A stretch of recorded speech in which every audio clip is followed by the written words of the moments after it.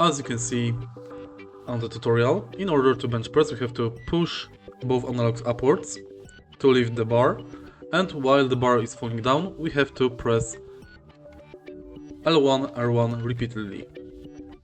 We have to aim for green targets while the bar is moving.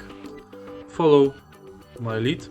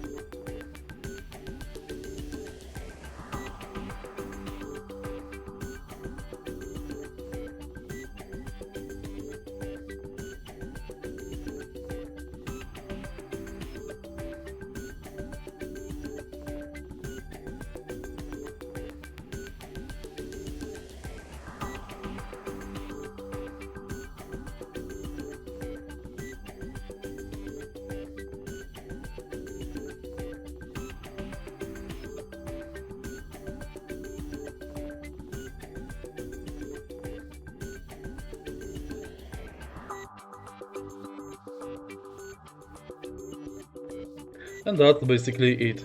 If you find this video helpful, please leave like, comment and subscribe.